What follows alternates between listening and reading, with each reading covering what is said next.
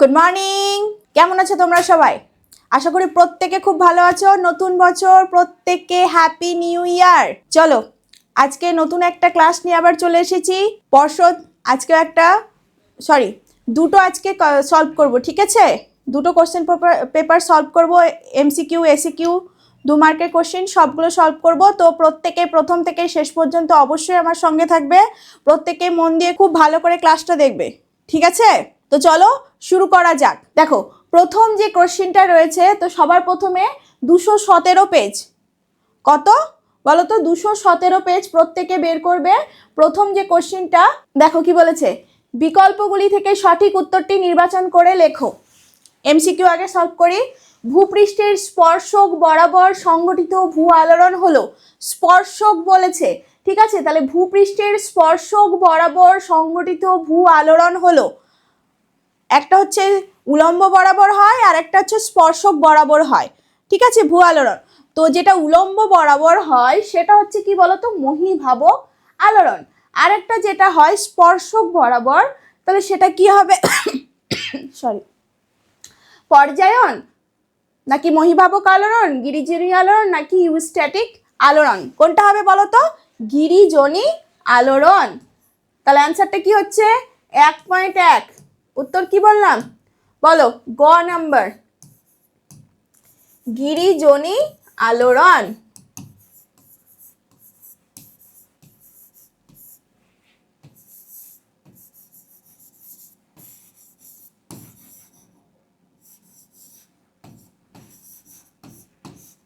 বোঝা গেল?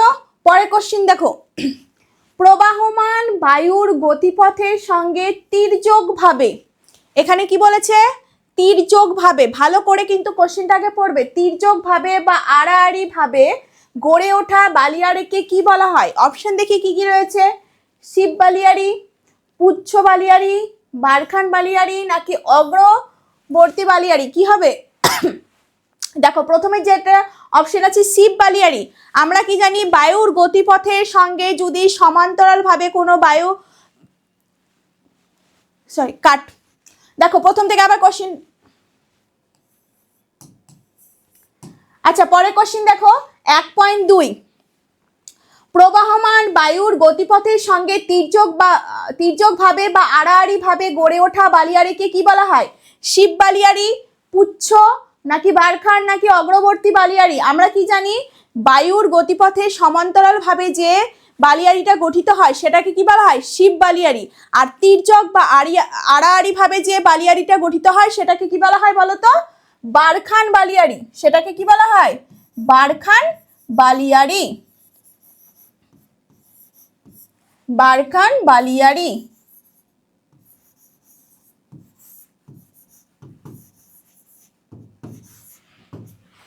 তারপরে কোশ্চিন, নৈশদ্যুতি মেঘ পরিলক্ষিত হয়।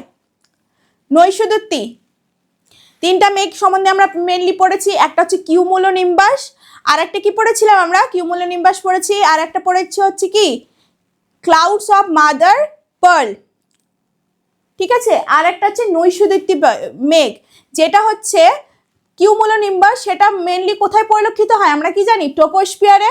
আর মাদার অফ ক্লাউড যেটা রয়েছে মুক্ত মেঘ, সেটা কোথায় পরিলক্ষিত হয়? স্ট্র্যাটোস্ফিয়ারে। আর নৈশদ্যুতি মেঘ যেটা রয়েছে সেটা কোথায় পরিলক্ষিত হয় বলতো? এটাও গ নাম্বার উত্তর হবে কি বলতো? মেসোস্ফিয়ার। তাহলে এটাও কি হবে? 1.3 উত্তর কি হচ্ছে? কি হবে বলো? মেসোস্ফিয়ার।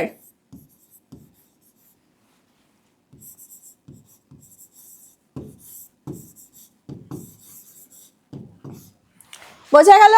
এবার পরে কোশ্চিন দেখো 1.4, কি বলেছো? দেখো কি বলা হয়েছে, পৃথিবীর অ্যালবেডোর পরিমাণ কত? এটা খুবই সহজ একটা কোশ্চিন, সবাই জানো এটার উত্তর। 32% নাকি 33%, 34% নাকি 38%? এটার উত্তর কি হবে? দেখো গ নাম্বার কি হবে? প্রত্যেকে জানো এটার অ্যান্সার। গ কি হবে বলো তো? 34%, তাই তো? তাহলে এই 4টা কোশ্চেনের উত্তর সবার ক্লিয়ার। এবার পরবর্তী কোশ্চেনে আমরা চলে যাব। কি বলেছে দেখো, আপেক্ষিক আর্দ্রতা সর্বাধিক হয় 1.5 আপেক্ষিক আর্দ্রতা সর্বাধিক হয় কোন সময়ের কথা বলা হয়েছে? দেখো, ভোরবেলা নাকি সকালবেলা, সন্ধ্যাবেলা না বিকালবেলা, কোন সময় হবে বলো তো? যেই সময় হয় কি বলো তো, বায়ুর উষ্ণতা সব থেকে বেশি কম হয়ে থাকে, সেই সময় কি আপেক্ষিক আর্দ্রতার পরিমাণটা বেশি হয়ে থাকে। তাহলে সেটা কোন সময় হবে? ভোরবেলা।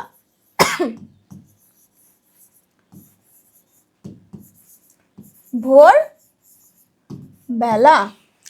তারপরে 1.6 উত্তর ভারত মহাসাগরে সমুদ্র স্রোতের প্রধান নিয়ন্ত্রক কে? এখানে ভারত মহাসাগরের কথা বলা হয়েছে। তোমরা প্রত্যেকেই জানো যে ভারত মহাসাগরে যে স্রোতগুলো রয়েছে সেটা কোন বায়ু দ্বারা প্রধানত নিয়ন্ত্রিত হয়? এটাই এমন একটা মহাসাগর যেখানে কি ঋতু পরিবর্তনের সাথে সাথে স্রোতগুলো কি হয় বলতো? পরিবর্তিত হয়, তাই তো? এটাই তো আমরা জেনেছি। তাহলে কি হবে? কোন মহাসাগর হবে? প্রধানত ভারত মহাসাগর। মৌসুমী বায়ুর প্রভাব কোন দেশের উপর সব থেকে বেশি পড়ে? আমাদের ভারতবর্ষের উপরও যে জলবায়ু সেটা মৌসুমী বায়ু দ্বারা নিয়ন্ত্রিত হয়। তো এটা হবে কি বলতো? ভারত মহাসাগর। এই কোশ্চেনের উত্তরটা কি হবে? ভারত মহাসাগর। তাহলে ভারত মহাসাগরের সমুদ্র স্রোতের প্রধান নিয়ন্ত্রক কি বললাম? এটার গ নাম্বার উত্তর কি হবে? মৌসুমী বায়ু। মৌসুমী বায়ু,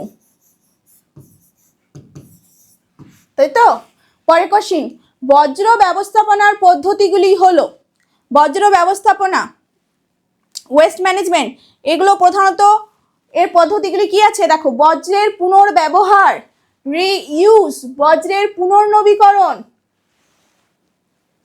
রিসাইকেল যদি করা হয় সেটা, তারপরে বজ্রের পরিমাণগত হ্রাস, রিডিউস। আচ্ছা, তোমাদের যদি এই যে এই শব্দগুলো রয়েছে এগুলো যদি বাংলা পড়তে অসুবিধা হয়, তোমরা তো মাধ্যমিক দিবে, দেখবা ওখানে ইংলিশ কোশ্চেনটাও পাশাপাশি রাখা থাকে, সেখান থেকেও কিন্তু তোমরা দেখে নিতে পারো যদি অসুবিধা হয় প্রশ্নটা বুঝতে। বোঝা গেল? তাহলে বজ্র ব্যবস্থাপনার পদ্ধতিগুলি কি কি হবে বললাম? বজ্র পুনর্ব্যবহার, বজ্রের পুনর্নবীকরণ, বজ্রের পরিমাণগত হ্রাস, নাকি সবকটি প্রযোজ্য? যে যখনই কোনো প্রশ্নে কোনোটি নয় বা সবকটি প্রযোজ্য এমন কোনো অপশন দেওয়া থাকবে, সেক্ষেত্রে কোশ্চেনটা মিনিমাম 2-3 বার আরেকবার রিপিট করে পড়বে। বোঝা গেল? তাহলে এখানকার উত্তরটা কি হবে? পরিষ্কারভাবে আমরা বুঝতে পারছি কি হবে? সবকটিই হবে, তাই তো? তাহলে 1.7 নম্বরের উত্তর কি হচ্ছে? ঘ, তাই তো? উত্তরটা কি? সবকটি প্রযোজ্য, সবকটি প্রযোজ্য।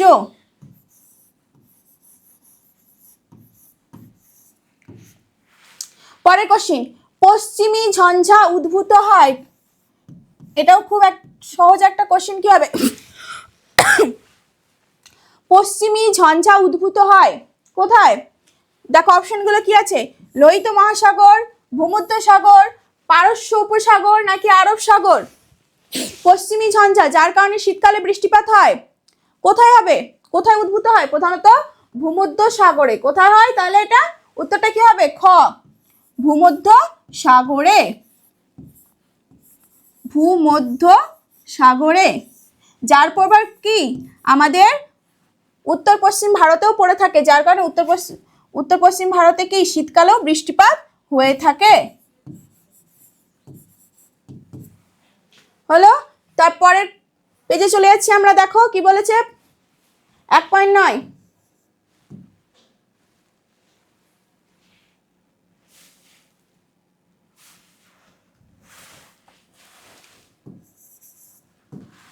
খোয়াই ক্ষয় বা গালি ক্ষয় দেখা যায় কোন মৃত্তিকা অঞ্চলে? পলি মৃত্তিকা, রেগুর মৃত্তিকা, ল্যাটেরাইট মৃত্তিকা, মরু মৃত্তিকা।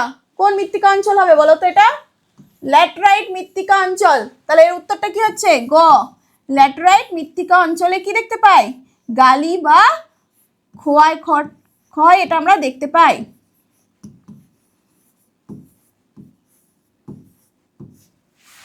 পরের কোশ্চেন দেখো 1.10,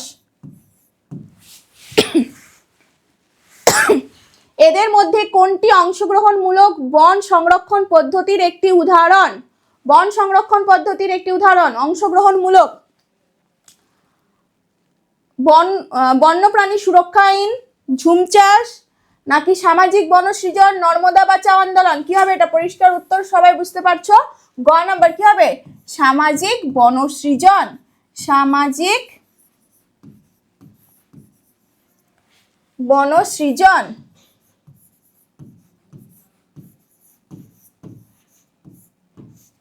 বোঝা গেল? পরের কোশ্চেন দেখবে 1.11। পশ্চিম ভারতের প্রবেশদ্বার হলো, পশ্চিম ভারতের প্রবেশদ্বার কোনটাকে বলা হয়? পূর্ব ভারতের আমরা জানি কলকাতা, তাহলে পশ্চিম ভারতের প্রবেশদ্বার কি হবে বলো? খুব সহজ কোশ্চেনের উত্তর কি? মুম্বাই। উত্তরটা কি হবে তাহলে? পশ্চিম ভারতের প্রবেশদ্বার কাকে বলা হয়? মুম্বাই।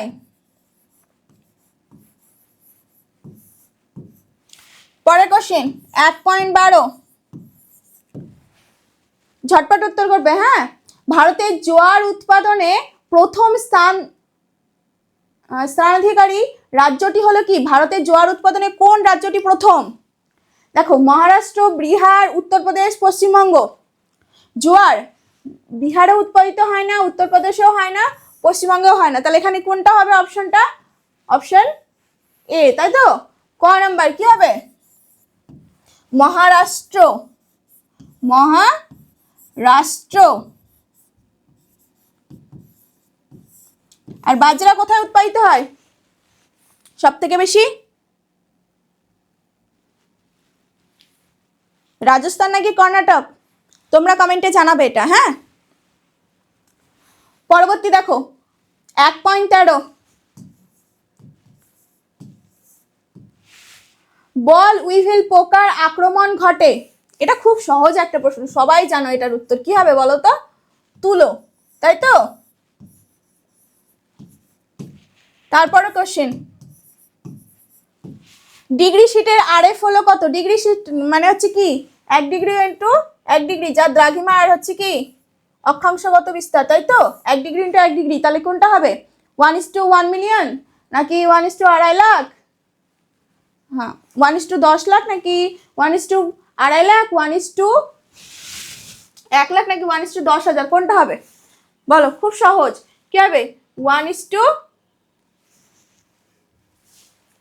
খ, তাই তো? উত্তর কি হবে? খ, 1:2.5 লাখ।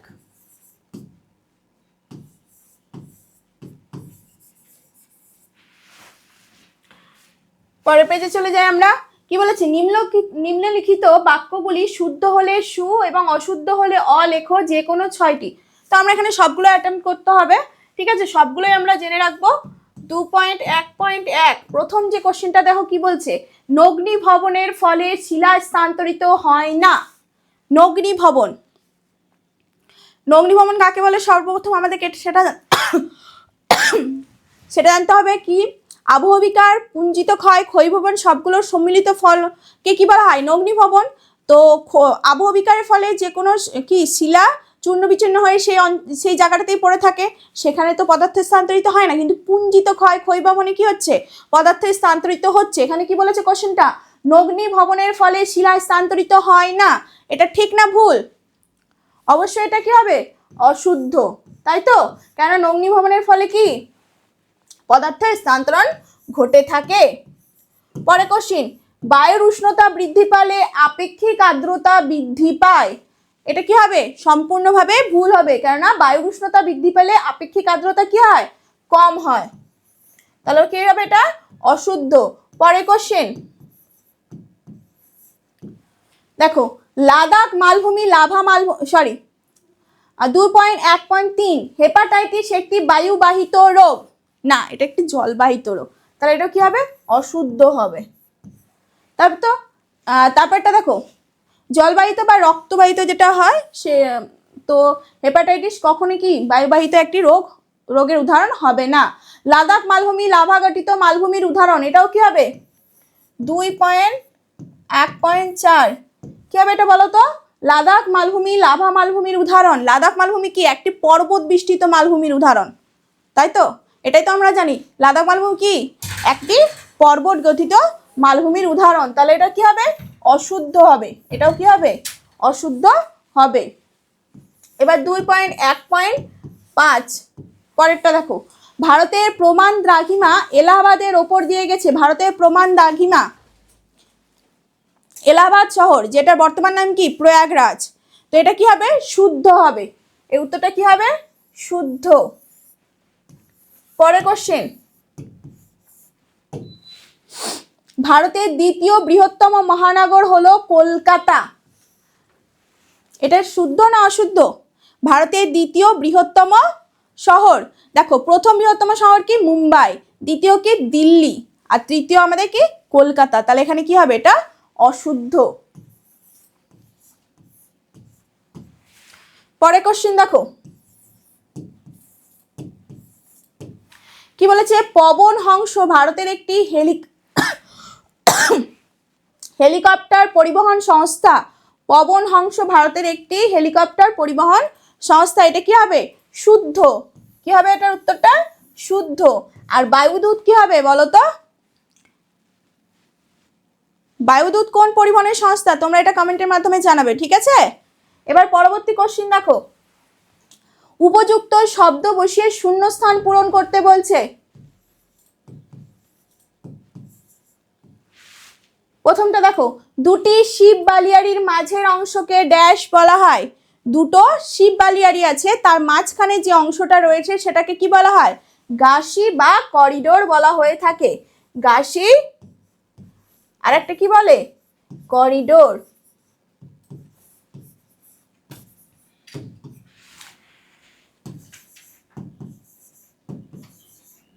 পরে কোশ্চেন, আল্পস পর্বত থেকে নেমে আসা স্থানীয় বায়ু হলো কি, আল্পস পর্বত থেকে যে স্থানীয় বায়ুটা প্রবাহিত হয় সেটার নাম কি বলতো ফন, উত্তরটা কি হবে ফন। তারপরে 2.2.3 বাষ্পমোচন দ্বারা ড্যাশ বায়ুতে মেশে, বাষ্পমোচন দ্বারা কি বায়ুতে মেশে, অবশ্যই কি হবে জলীয় বাষ্প, তাই তো, তাহলে উত্তরটা কি হবে এখানে জলীয় বাষ্প, বাষ্পমোচন দ্বারা জলীয় বাষ্প বায়ুতে মেশে।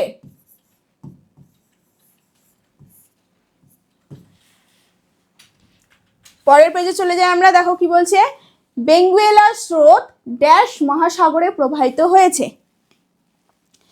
এখানে দুটো স্রোত তোমাদের কনফিউশনের কারণ হতে পারে, একটা হচ্ছে কি পেরু স্রোত বা হাম্বল স্রোত, আরেকটা হচ্ছে কি বলতো বেঙ্গুয়েলা স্রোত। বেঙ্গুয়েলা স্রোত কোন মহাসাগরে দিয়ে প্রবাহিত হয় বলতো আটলান্টিক মহাসাগর, এটা কি করে মনে রাখবে, হচ্ছে কি আটলান্টিক মহাসাগরের পাশে কি রয়েছে ভারত মহাসাগর, এবার ভারত মহাসাগর ওখানে বে অফ বেঙ্গল রয়েছে, তো সেখান থেকে এই ওয়ার্ডটা মনে রাখবে, বেঙ্গলের স্রোত কোন মহাসাগরে প্রবাহিত হয় মেনলি কি বললাম আটলান্টিক মহাসাগরে, কোন মহাসাগরে আটলান্টিক মহাসাগরে বেঙ্গুয়েলা স্রোত প্রবাহিত হয়ে থাকে।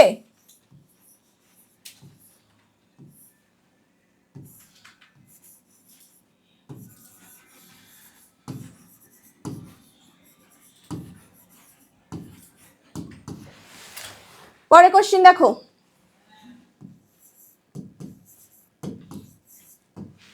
ম্যানগ্রোভ অরণ্যে দেখা যায় ড্যাশ অঙ্কুরোদ্গম, ম্যানগ্রোভ অরণ্যে কোন অঙ্কুরোদ্গম দেখা যায়, কি হবে বলতো জরায়ুজ অঙ্কুরোদ্গম, কোন অঙ্কুরোদ্গম দেখা যায় এখানটায় জরায়ুজ অঙ্কুরোদ্গম দেখা যায়।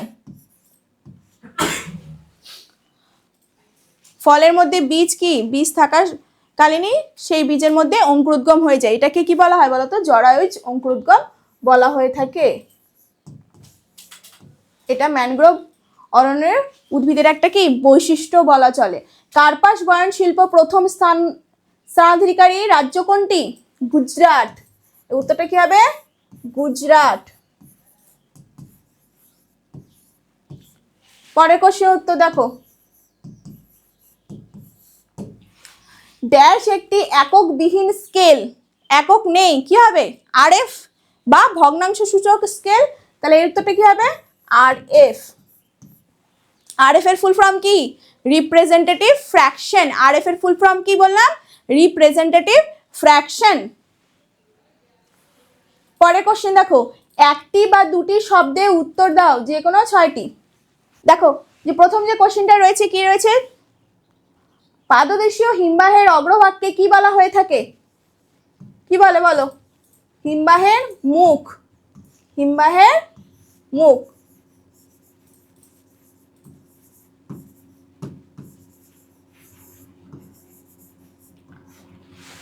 তারপরটা, পর্বতের কোন ঢালে জলীয় বাষ্পপূর্ণ বাতাস প্রথমে বাধা পেয়ে শৈলক্ষে বৃষ্টিপাত ঘটায়? তাহলে এই উত্তরটা কি হবে বলো তো? পর্বতের কোন ঢালে জলীয় বাষ্পপূর্ণ বাতাস প্রথমে বাধা পেয়ে শৈলক্ষে বৃষ্টিপাত ঘটায়? জলীয় বাষ্পপূর্ণ বায়ুটা যখন আসে পর্বতের যে ঢালটাতে বাধা পেয়ে শৈলক্ষে বৃষ্টিপাত ঘটাচ্ছে সেই ঢালটার নাম কি? প্রতিবাদ ঢাল। সেই ঢালটার নাম কি? প্রতিবাদ ঢাল।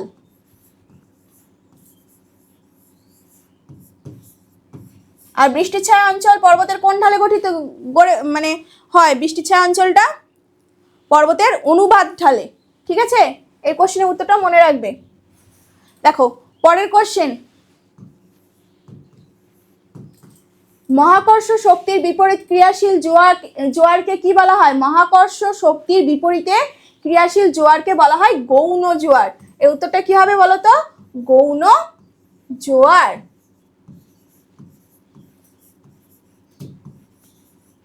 বোঝা গেল? এবার পরের কোশ্চেন দেখো 2.3.4, গঙ্গা নদীর কোন অংশে সর্বাধিক দূষণ দেখা যায়? গঙ্গা নদীর কোন অংশে সর্বাধিক দূষণ দেখা যায়? কোন অংশে? নিম্ন গতিতে। কোথায় হবে? মধ্য বা নিম্ন গতিতে। মধ্য বা নিম্ন গতিতে।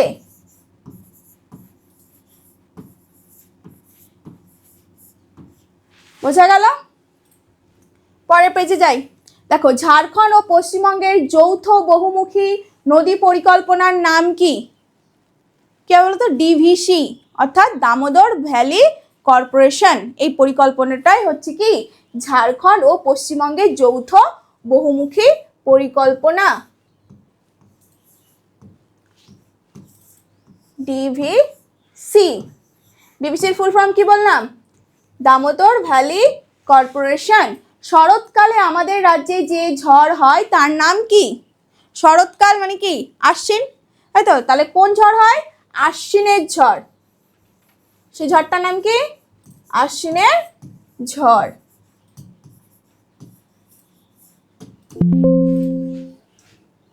পরের কোশ্চেনে যাই।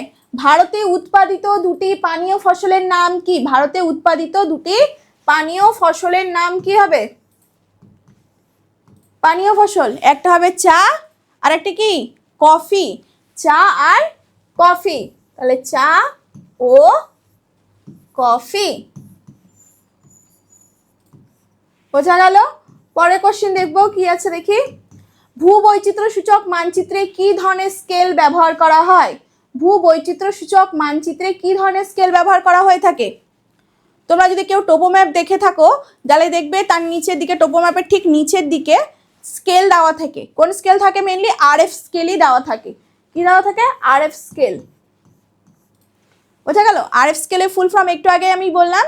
কি বললাম বলো তো? Representative fraction. আর এটাকে বাংলায় কি বলা হয়? ভগ্নাংশ সূচক স্কেল। ঠিক আছে, পরবর্তী কোশ্চেন দেখো। বাম দিকের সাথে ডান দিকগুলি মিলিয়ে লেখো।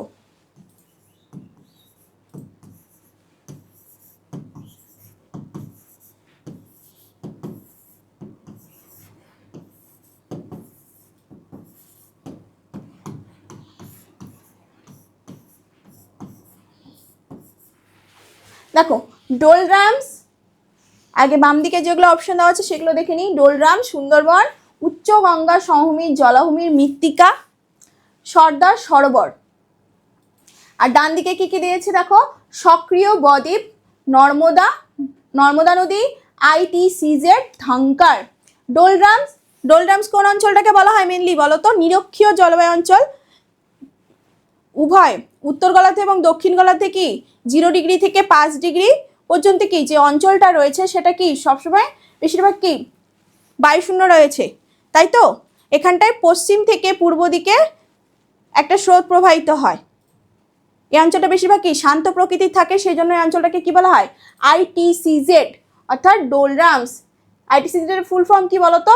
Inter tropical convergence zone. তাহলে এটা কি হবে? গ নাম্বার উত্তর, ITCZ। তারপরটা সুন্দরবন কি হবে বলো? সক্রিয় বদ্বীপ অঞ্চল। সুন্দরবন সক্রিয় বদ্বীপ অঞ্চল।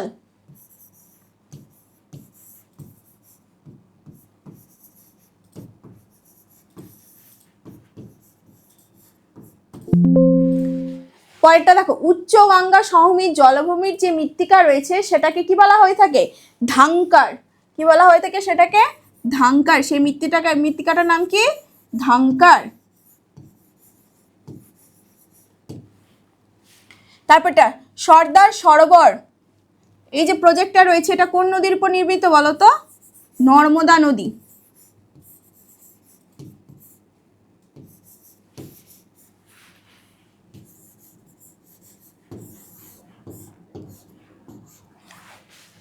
তাহলে আশা করি এটা সবারই ক্লিয়ার। পরবর্তী কোশ্চেনে চলে যাই আমরা। নিচের প্রশ্নগুলির সংক্ষিপ্ত উত্তর দাও। এবার বিকল্পগুলো আমরা হচ্ছে কি সলভ করব। দেখো প্রথম যে কোশ্চেনটা রয়েছে, পুঞ্জিত ক্ষয় কাকে বলে? পুঞ্জিত ক্ষয় কাকে বলে? আবহবিকারজাত শিলাচূর্ণগুলো যদি পর্বতের ঢাল বরাবর অভিকর্ষের টানে নেমে আসে, কি বললাম? আবহবিকারজাত চূর্ণ বিচূর্ণ শিলাচূর্ণগুলো যে রয়েছে সেগুলো যদি পর্বতের ঢাল বরাবর মধ্যাকর্ষণ শক্তির টানে নিচে নেমে আসে, তখন সেটাকে আমরা বলবো পুঞ্জিত ক্ষয়। এখানে প্রধান যে শক্তিটা কাজ করছে সেটা কি? মধ্যাকর্ষণ শক্তি। পুঞ্জিত ক্ষয় মানে কি? সেটা মধ্যাকর্ষণ শক্তির সাহায্যে পদার্থগুলি কি নিচে নেমে আসে, সেটাকে কি বলা হচ্ছে বলো তো? পুঞ্জিত ক্ষয়। ঠিক আছে। এবার গ্রাবরেখা কাকে বলা হয়? গ্রাবরেখা হিমবাহের সঞ্চয় কার্যের সৃষ্টি একটি ভূমিরূপ।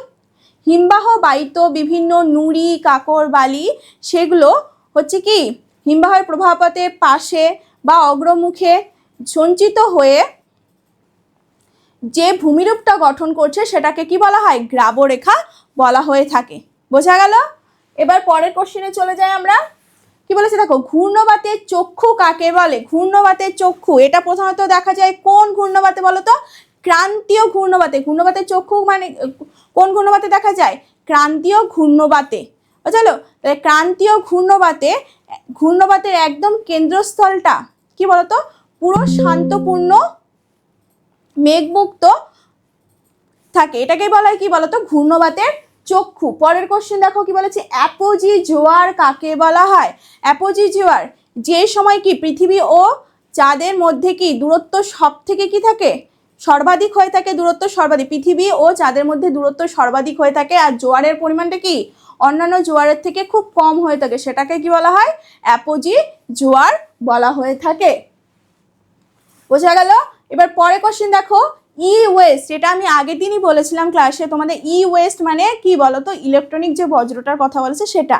আমরা নিত্য প্রয়োজনীয় যে বিভিন্ন ধরনের ইলেকট্রিক প্রোডাক্টগুলো ব্যবহার করি সেগুলো যখন অব্যবহৃত হয়ে যায়, যেমন ধরো তারের টুকরো বা কম্পিউটার যেগুলো খারাপ হয়ে যায়, ভাঙা রিমোট, সেগুলোকে মেনলি কি বলা হয় বলতো? ইলেকট্রনিক বজ্র বলা হয়ে থাকে।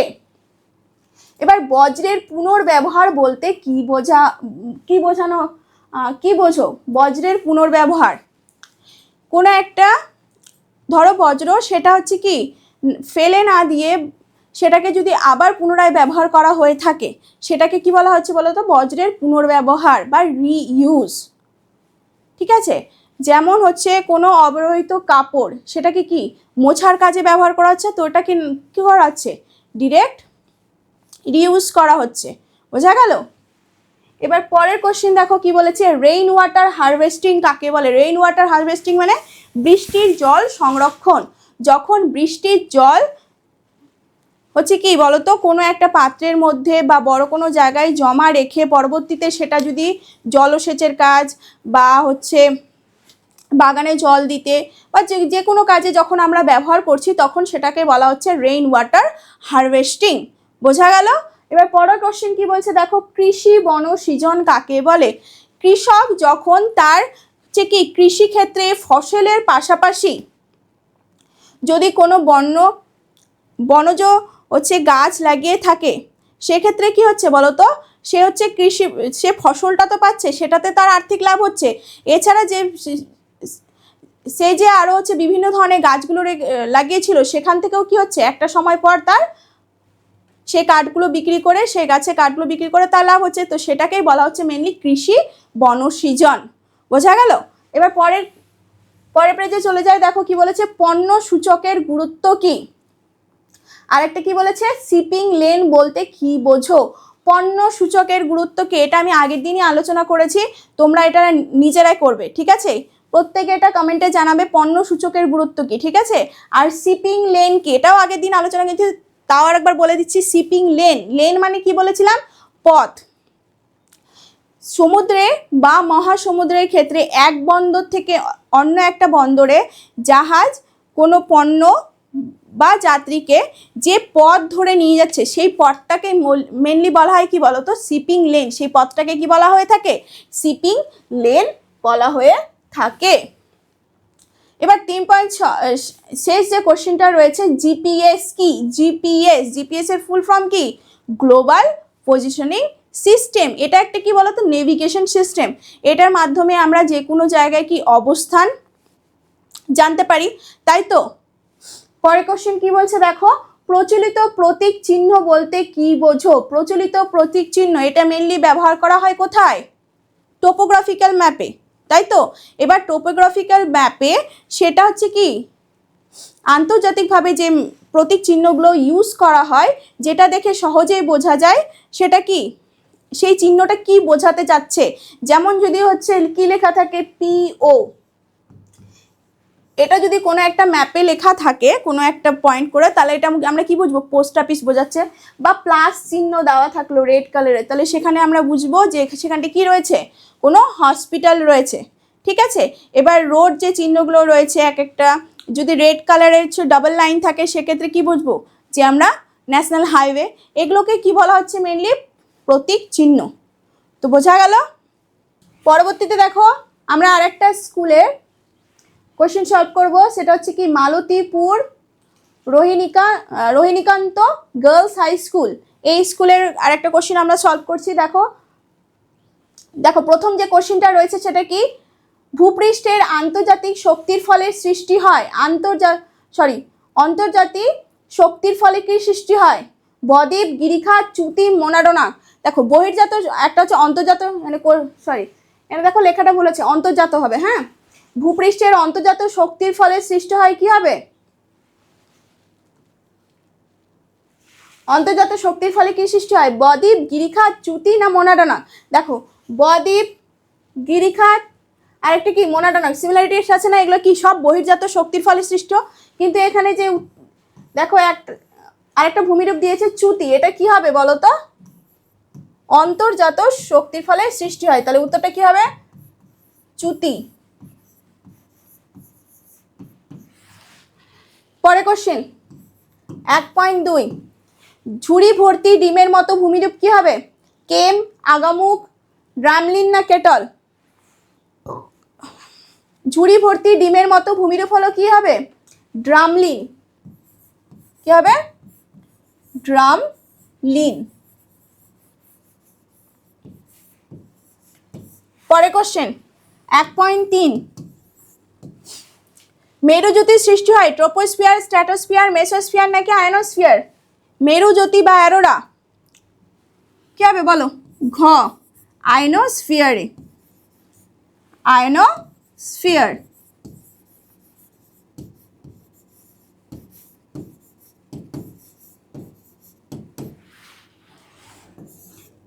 এক 1.4,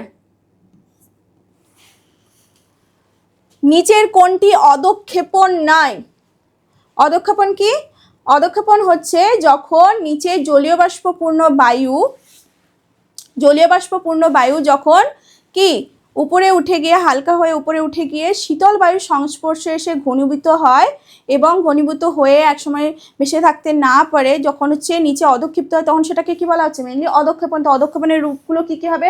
বৃষ্টিপাত, তুষারপাত, শিলাবৃষ্টি, সবগুলোই কি অধঃক্ষেপণ। কিন্তু এখানে বলেছে অধঃক্ষেপণ নয়, কোনটা হবে? কুয়াশা। তাহলে উত্তরটা কি হবে? ঘ, কুয়াশা। বোঝা গেল?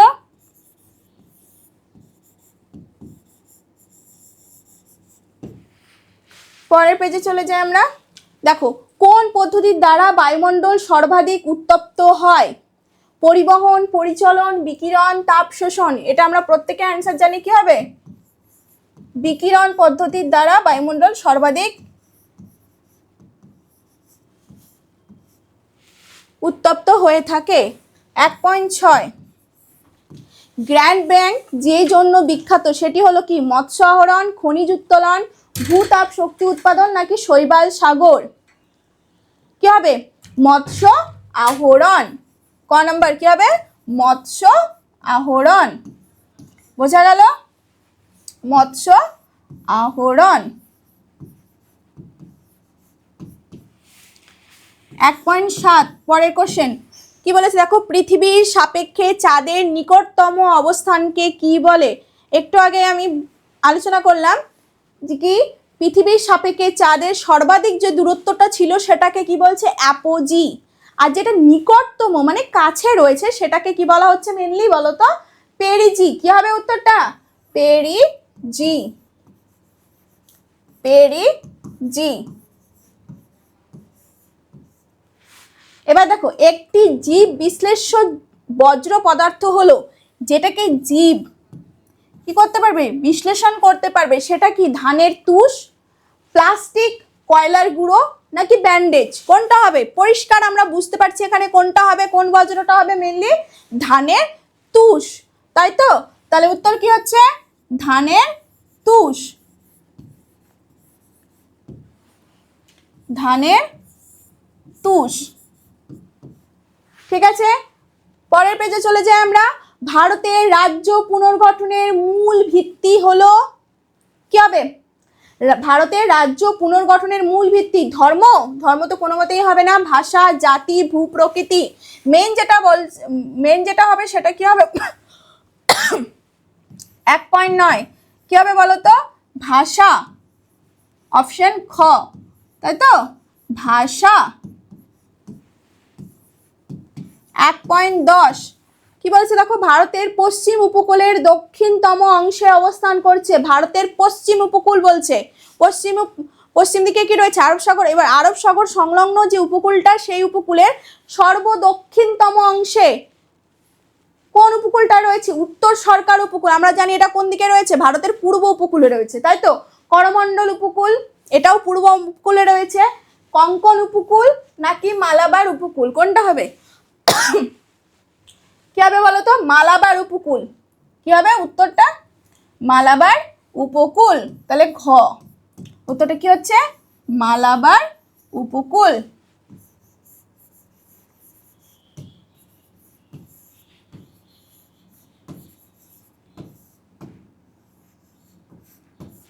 বোঝা গেল?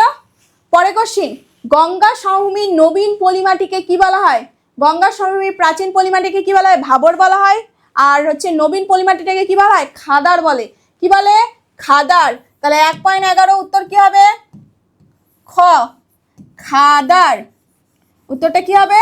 খাদার। বোঝা গেল? 1.12 পরে কোশ্চিন, ভারতের গম গবেষণাগারটি অবস্থিত কোথায়? কটকে, পুসায়, নাগপুর, কোয়েম্বাটুর। আচ্ছা, প্রত্যেকে একটা জিনিস মনে রাখবে, এখন রিসেন্টলি কিন্তু অনেক বইগুলোতে আমি দেখছি হরিয়ানার কার্নালে কিন্তু বর্তমানে ভারতের গম গবেষণাগার রয়েছে। ঠিক আছে, সেটাও যদি অপশনে থাকে সেটা উত্তর করবে, আর যদি অপশনে না থাকে সেক্ষেত্রে এটা উত্তর হবে পুসাই। ঠিক আছে, খ নাম্বার উত্তর কি হবে? পুসাই। বোঝা গেল? 1.13 আউটসোর্সিং কথাটি কোন শিল্পের সাথে যুক্ত? ইঞ্জিনিয়ারিং শিল্প, লৌহ ইস্পাত শিল্প, তথ্য প্রযুক্তি শিল্প না বস্ত্রবয়ন শিল্প? বস্ত্রবয়ন শিল্প। কি হবে? আউটসোর্সিং কথাটি সবসময় কোন শিল্পের সঙ্গে যুক্ত বলো তো? এই যেটা কি হবে? তথ্য প্রযুক্তি শিল্প। উত্তরটা কি হবে? গ, তথ্য প্রযুক্তি শিল্প। তথ্য প্রযুক্তি শিল্পের সঙ্গে আউটসোর্সিং কথাটি যুক্ত। বোঝা গেল? 1.14 মহাকাশে কৃত্রিম উপগ্রহ যেখানে রাখা হয় সেটাকে কি বলা হয়? স্পট, সেন্সর, প্ল্যাটফর্ম নাকি ল্যান্সম্যাট? কি হবে? প্ল্যাটফর্ম। উত্তরটা কি হবে তাহলে? প্ল্যাটফর্ম।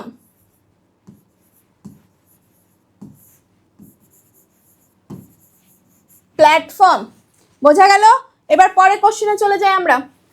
কি বলছে দেখো, সত্য মিথ্যা নির্বাচন করতে বলেছে যে কোনো 6টি। তো আমরা সবগুলো হচ্ছে অ্যাটেম্প করব।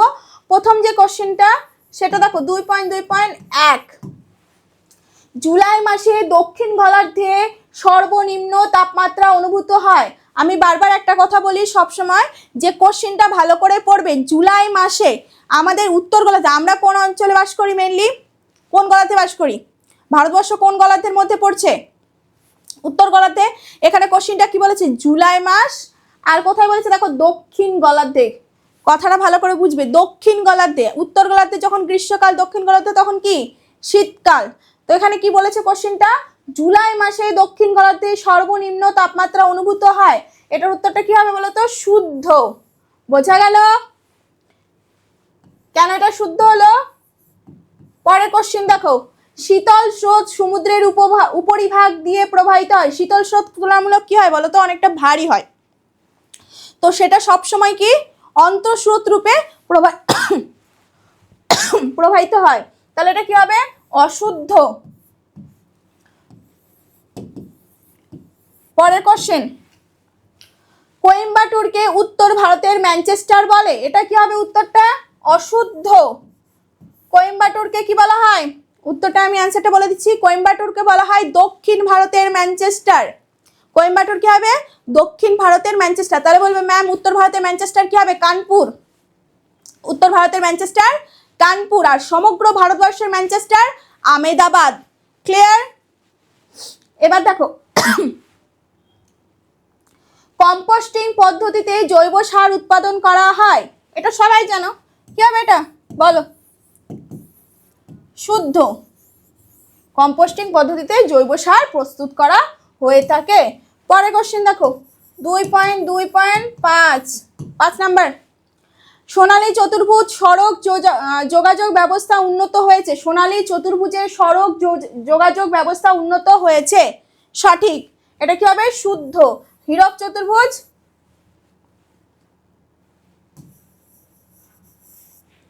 রেল যোগাযোগ ব্যবস্থা। এবার দেখো পরেরটা, আচ্ছা আমি নাম্বারগুলো ভুল দিয়েছি, হ্যাঁ।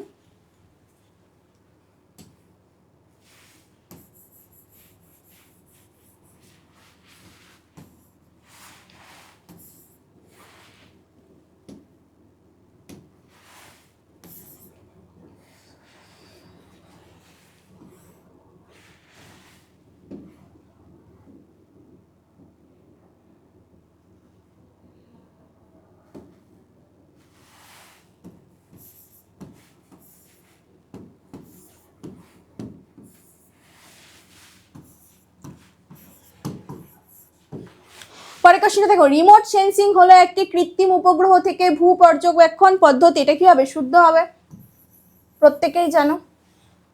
এবার পরেরটা দেখো, মালনাদের পূর্বে তরঙ্গায়িত নিচু অঞ্চলকে কি বলা হয়, ময়দান। এটাও কি হবে, শুদ্ধ, তাই তো।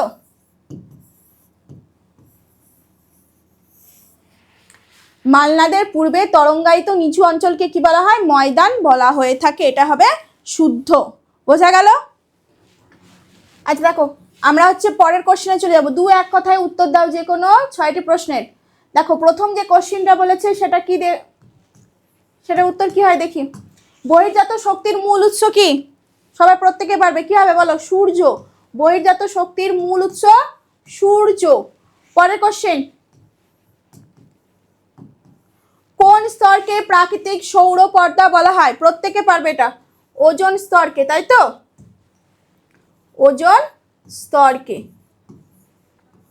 ওজোন স্তরকে বলা হয় প্রাকৃতিক সৌর পর্দা, কারণ সূর্য থেকে আগত কি আল্ট্রাভায়োলেট রে থেকে আমাদের বাঁচিয়ে থাকে, সেই জন্য এটাকে কি বলা হয়, প্রাকৃতিক সৌর পর্দা বলা হয়ে থাকে ওজোন স্তরকে। বোঝা গেল? পরের কোশ্চেন যাব, পেট্রোরসায়ন শিল্পের প্রধান কাঁচামাল কি? পেট্রোরসায়ন শিল্পের প্রধান কাঁচামাল হচ্ছে ন্যাফথা। কি হবে উত্তরটা, ন্যাফথা। তাহলে পেট্রোরসায়ন শিল্পের প্রধান কাঁচামাল কি হবে, ন্যাফথা। বোঝা গেল? পরের কোশ্চেন, সার্ভে অফ ইন্ডিয়ার প্রধান কার্যালয় কোথায় অবস্থিত? সার্ভে অফ ইন্ডিয়া SOI এর হচ্ছে সদর দপ্তর কোথায় রয়েছে? এটা হবে দেরাদুন, উত্তরাখণ্ডের দেরাদুনে রয়েছে। কবে স্থাপিত হয় সার্ভে অফ ইন্ডিয়া? সর্বপ্রথম 1767 খ্রিস্টাব্দে, তাই তো। কবে স্থাপিত হয়েছিল SOI? হচ্ছে 1767 খ্রিস্টাব্দে। বোঝা গেল? এবার পরে কোশ্চেন দেখো, ভারতের প্রবেশদ্বার বলা হয় কোন শহরকে? ভারতের প্রবেশদ্বার বলা হয় মুম্বাই শহরকে। ভারতের প্রবেশদ্বার বলা হয় কোন শহরকে? মুম্বাই। যদি ভারতের বলে সেক্ষেত্রে উত্তরটা হবে মুম্বাই। এখানে পশ্চিম ভারতের বললেও সেটা মুম্বাই হতো, কিন্তু যদি পূর্ব ভারতের বলতো বা উত্তর পূর্ব ভারতের বলতো সেক্ষেত্রে হতো কি, সরি, পূর্ব ভারতের বললে সেটা হতো কলকাতা, উত্তর পূর্ব ভারতের বললে হতো সেটা শিলিগুড়ি। বোঝা গেল? এবার পরে কোশ্চেনের উত্তর দেখো, হিমালয়ের নীলকণ্ঠ শৃঙ্গ কোন ভূমিরূপের উদাহরণ? কি হবে? পিরামিড চূড়া। পিরামিড চূড়া।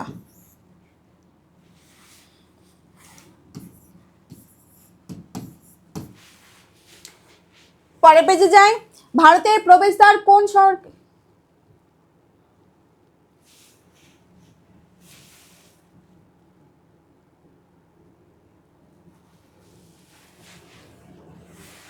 আচ্ছা দেখো, এখানে যে প্রথমে যে কোশ্চেনটা রয়েছে সেটার উত্তরটা দেখো, ভারতের প্রবেশদ্বার বলা হয় কোন শহরকে? মুম্বাই। কি হবে উত্তরটা? মুম্বাই। বোঝা গেল? যদি ভারতের প্রবেশদ্বার বলে সেক্ষেত্রে উত্তরটা হবে মুম্বাই, পশ্চিম ভারতের বললেও সেটা হবে উত্তর কি? মুম্বাই। কিন্তু এটা যদি বলতো পূর্ব ভারতের প্রবেশদ্বার সেক্ষেত্রে কি হতো উত্তরটা? কলকাতা। আর উত্তর পূর্ব ভারতের যদি প্রবেশদ্বার বলা হয় সেক্ষেত্রে কোন শহর হবে বলতো? শিলিগুড়ি। বোঝা গেল? পরের কোশ্চেন দেখো কি বলেছে, 2.2.6 যেটা কোশ্চেন রয়েছে, হিমালয়ের নীলকণ্ঠ শৃঙ্গ কোন ভূমিরূপের উদাহরণ? এটা কি হবে? পিরামিড চূড়া। পিরামিড চূড়া। ঠিক আছে? লাস্ট কোশ্চেন, একটি তেজস্ক্রিয় বজ্রের নাম লেখো। একটি তেজস্ক্রিয় বজ্রের নাম কি হবে? ইউরেনিয়াম হবে, তাই তো?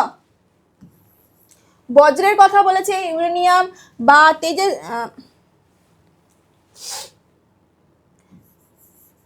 পারমাণবিক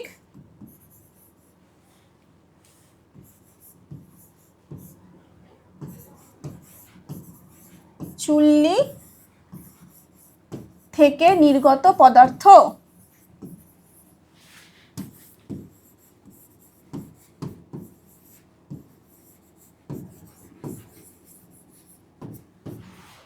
বোঝা গেল?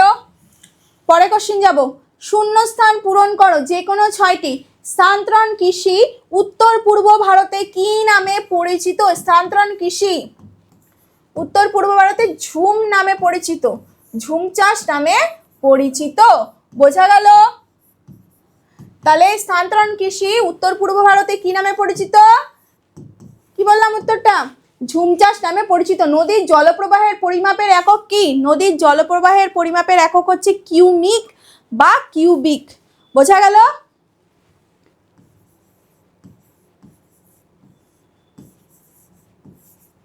কিউমেক। পরেরটা দেখো, রেটুন পদ্ধতিতে ড্যাশ চাষ করা হয়। রেটুন পদ্ধতিতে মনে রাখবে কি হবে বলো তো? রেটুন পদ্ধতিতে আখ চাষ করা হয়। রেটুন পদ্ধতিতে আখ বা ইক্ষু যেটা বলা হয়, হ্যাঁ,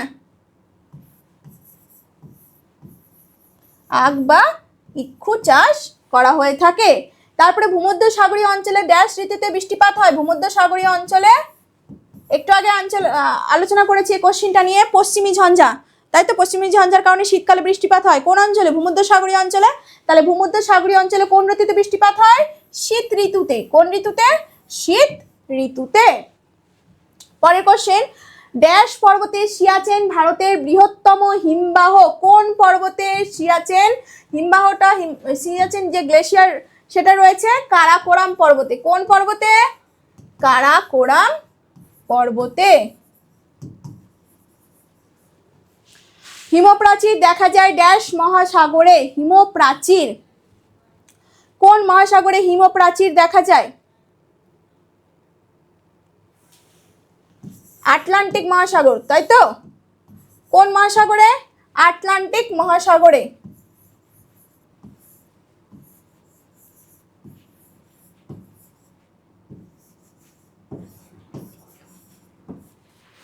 হিমপ্রাচীর কি? যখন একটা উষ্ণ স্রোত আর একটা হচ্ছে শীতল স্রোত পরস্পর মিলিত হয়, সেখানটায় যে প্রাচীরটা করেছে সেটাকে কি বলা হয়? হিমপ্রাচীর বলা হয়।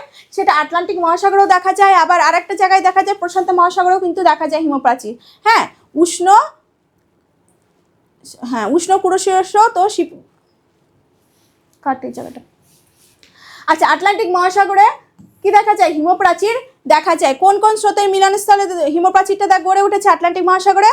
উষ্ণ উপসাগরীয় স্রোত আর একটা কি শীতল ল্যাব্রাডর স্রোতের মাঝ বরাবর কি যে অঞ্চলটা মিলিত হয়েছে সেখানটায় হিমপ্রাচীর দেখা যায়। তারপরে কোশ্চিন,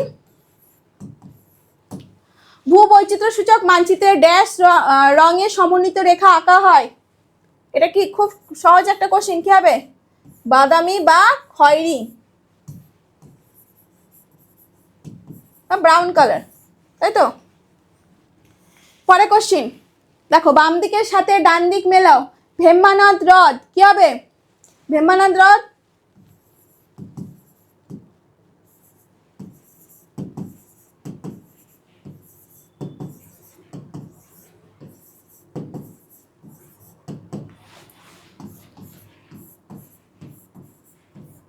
আচ্ছা, বাম দিকে কি কি অপশনগুলো আছে দেখে নিই। ভেম্বানাদ, কান্ডালা, শুষ্ক নদীখাত, স্ক্যাবার। স্ক্যাবার কি হবে? দেখো ভেম্বানাদ কোনটা হবে এখানকার মধ্যে? দেখো অপশনগুলো কি কি আছে? ওয়াদি, কয়াল, বায়ু দূষণ নিয়ন্ত্রক, শুল্কমুক্ত বন্দর। ভেম্বানাদ কি একটা কয়াল। কয়াল কি?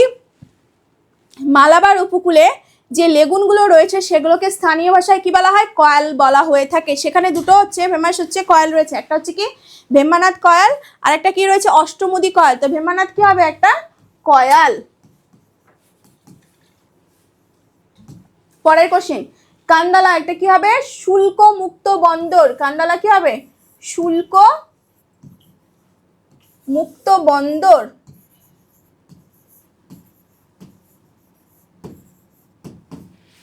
পরেরটা দেখো, শুষ্ক নদীখাতকে কি বলা হয়? মরুভূমি অঞ্চলে ওয়াদি বলা হয়ে থাকে। শুষ্ক নদীখাতকে মরুভূমি অঞ্চলে কি বলে? ওয়াদি বলা হয়ে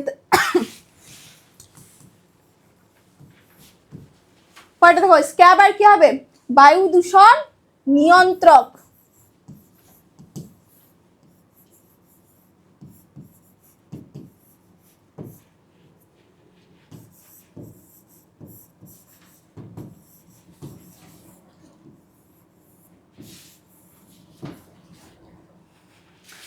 পরের কোশ্চেন চলে যায়, দেখো সংক্ষিপ্ত উত্তর দাও। বিকল্প প্রশ্নগুলো আমরা করব। হিমরেখা কাকে বলে? হিমরেখা হচ্ছে কি বলতো?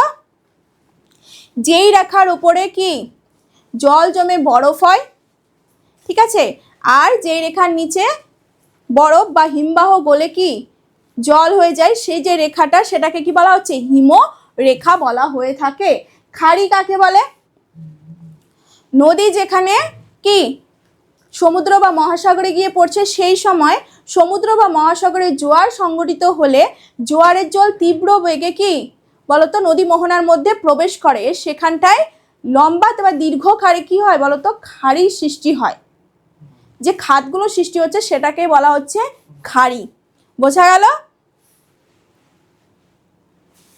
পরের কোশ্চেন দেখো, সারাসারি বান কাকে বলা হয়?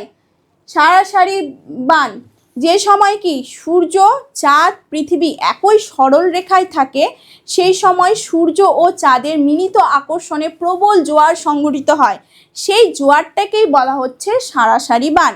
তো বোঝা গেল? এর পরের কোশ্চেনটা দেখো কি বলেছে, অ্যাপোজি কি? একটু আগে আমি এটা আলোচনা করেছি, তোমরা এটা নিজেরা এবার করবে কিন্তু। বোঝা গেল? পরে কোশ্চেন, জনঘনত্ব কাকে বলে? কোনো একটা অঞ্চলে প্রতি বর্গ কিলোমিটারে যে জনসংখ্যাটা বসবাস করছে